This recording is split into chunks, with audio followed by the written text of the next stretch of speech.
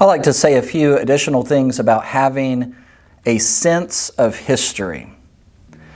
I realize some think and may say something like, I'm not a history person, or I don't like history. It's just about names and dates. Well, I'd like to gently push back against that attitude and encourage an attitude toward historical study that's positive and enjoyable. How often do we look back? Reflecting on our past isn't always the trendy thing to do. In fact, we most often hear, focus on the future. I say that often. Let's focus on the future. Let's be future-minded. But there are times when we should look back and not just exclusively or only be focused on the future. Many associate the past with things obsolete or inferior, disdain-worthy. If someone has a cell phone that's more than a few years old, some people may scoff at that. Well, that's obsolete. That's an antique. Sometimes we think the newest phone is what we have to have because it's the best. But new does not always mean better. Is it really true the only things worthy of our focus are the things ahead? Sometimes the urge to be forward-focused drives us to minimize the past and fixate exclusively on the future.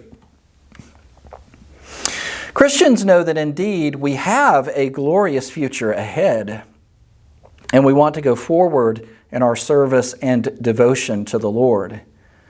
We also need to recognize, however, the value of the past.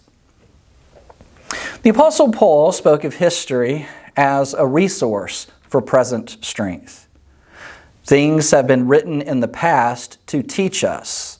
They give us hope and encouragement as we wait patiently for God's promises. Remember Romans 15 and verse 4. While he also said that he pressed ahead, forgetting those things behind. He says that in Philippians 3 and verse 13. Now, we would overstretch the intended meaning of that passage if we say the past is irrelevant. In fact, in the context of Philippians chapter 3, his encouragement to press forward is quickly linked with the past when he adds, only let us hold true to what we have attained. Philippians 3 and verse 16.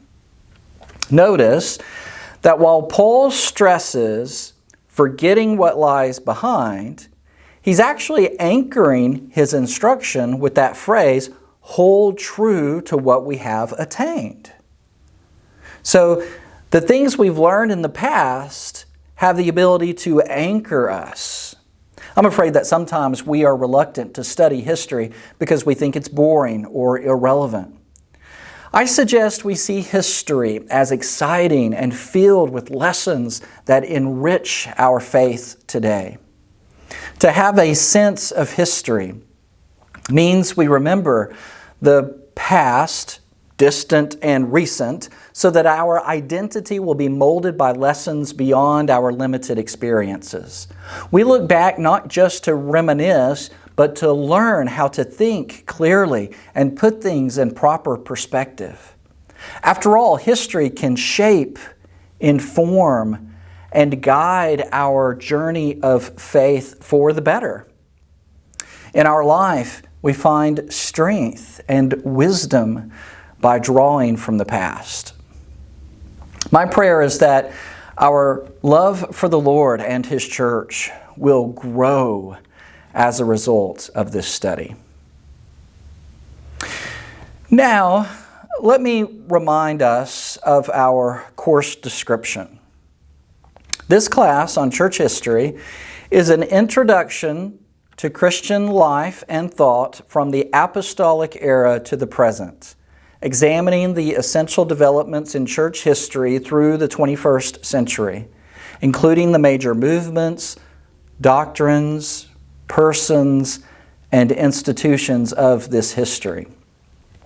In this class, the historical scope of study is divided into 5 categories.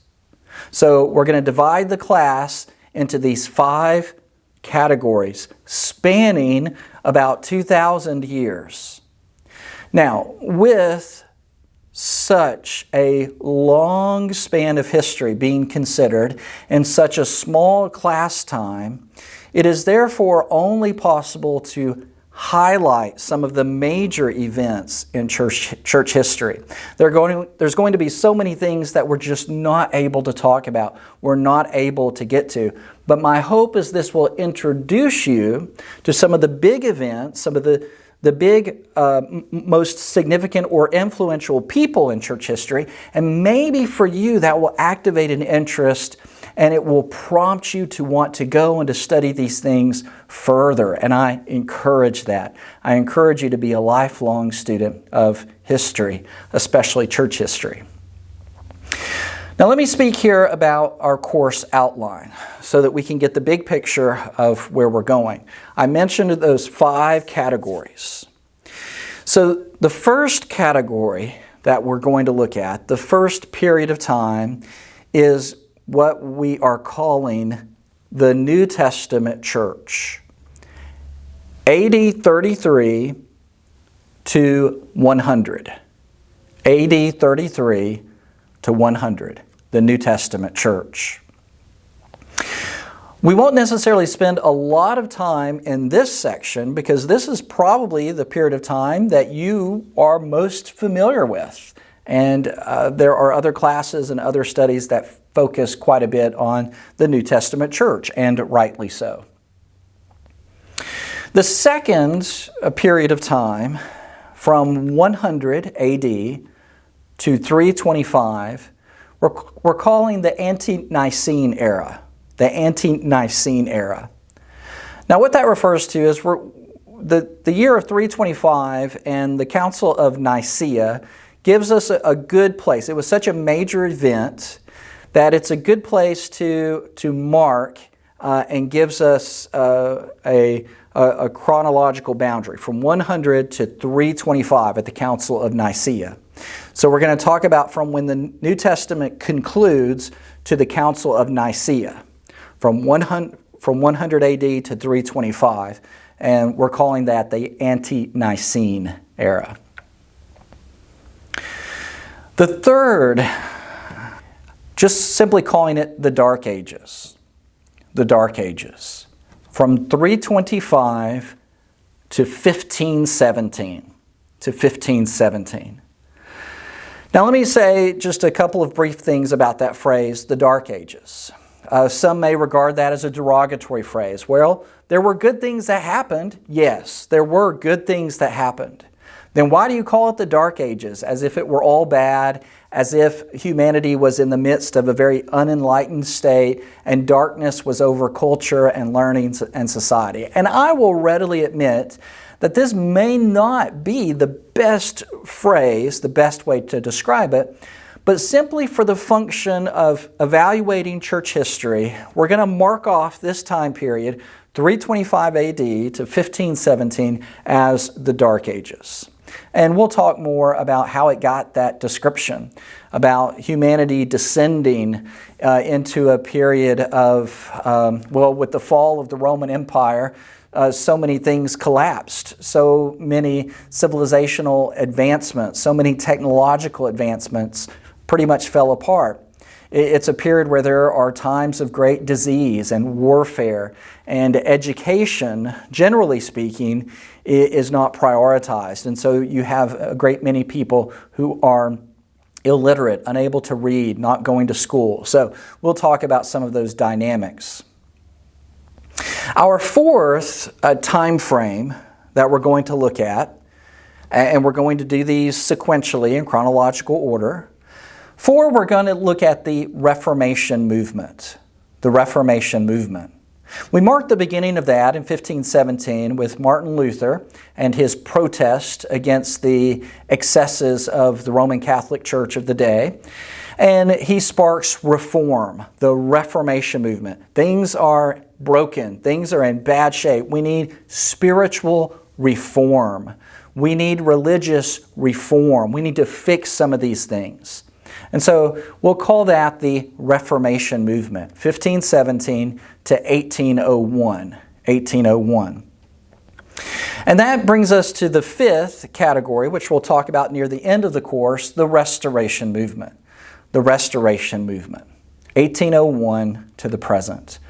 The effort to restore first century New Testament Christianity in the modern day. And the efforts of restoration are ongoing. All right, so that is a broad outline or a snapshot of how the course will go forward with these 5 areas of study. The New Testament church, the Ante-Nicene era, the Dark Ages, the Reformation movement, and then the Restoration movement, where we want to restore. Instead of trying to reform things that are just so utterly broken, the goal is to restore it back to its original condition. So it was a back to the Bible movement and an effort to go back and to simply be Christians like we read about in the New Testament, to simply be the church like we read about in the New Testament. At this time, we're going to bring this session to a close.